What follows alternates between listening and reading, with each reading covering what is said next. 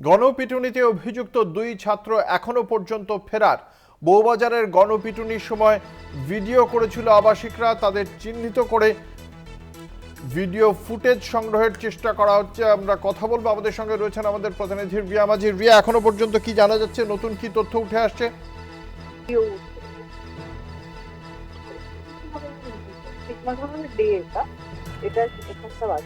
রিয়া, শুনতে পাওয়া যাচ্ছে?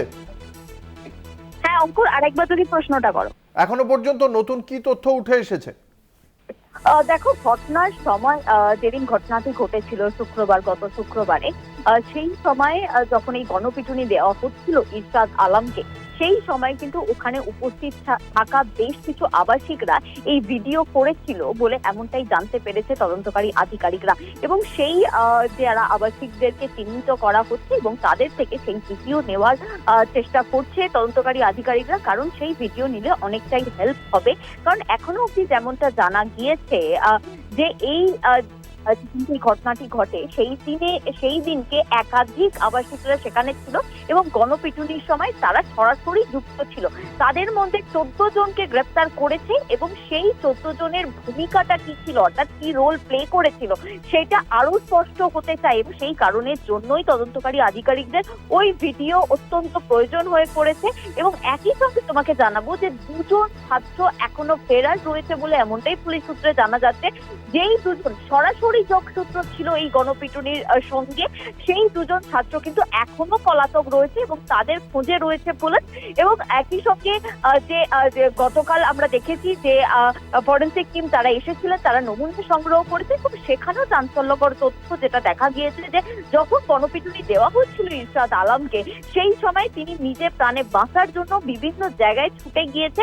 এবং সেটা কিভাবে বুঝলো, সেটা খালি হাতে খালি চোখে তারা দেখেছেন যে হাতে যে রক্তের দাগ এবং সেই রক্তের দাগ বিভিন্ন জায়গায় পড়েছে এবং সেটা ইরশাদ আলমেরই হাতের ছাপ বলেই মনে করছেন।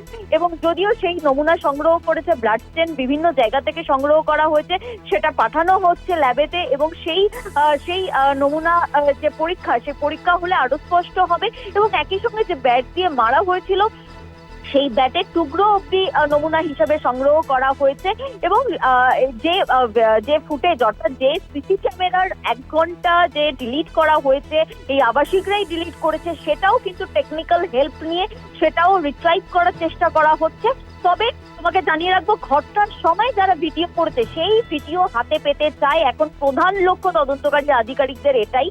কারণ সেই ভিডিও পেলে তবেই কিন্তু সেখানে আরো কারা ছিল, এই 14 জনের বাইরে আরো 2 জন তদন্তকারী আধিকারিকরা মনে করছেন 16 জন সেখানে ছিল বলে মনে করছেন, কিন্তু এই 16 জনের বাইরে আর কেউ ছিল কিনা এবং তাদের স্পেসিফিক রোল তারা কি প্লে করেছিল সেই বিষয়টাও দেখার জন্যই কিন্তু মূলত সেই যে ফুটেজ, অর্থাৎ যারা এই স্টুডেন্টরা যে ভিডিও করেছিল সেই ফুটেজ নেওয়ার অত্যন্ত জরুরি হয়ে পড়েছে। সেই কারণের জন্য একে একে আবাসিককে ডেকে আলাদাভাবে তাদের সঙ্গে কথা বলা হচ্ছে, তাদেরকে জিজ্ঞাসাবাদ করা হচ্ছে এবং কেউ যদি ডিলিট করে থাকে তাহলে তার ফোন নিয়ে কিন্তু টেকনিক্যাল হেল্পের সাহায্যে সেই ভিডিও রিট্রাইভ করা হবে বলে এমনটাই তদন্তকারী আধিকারিক সূত্র মারফত জানা যাচ্ছে।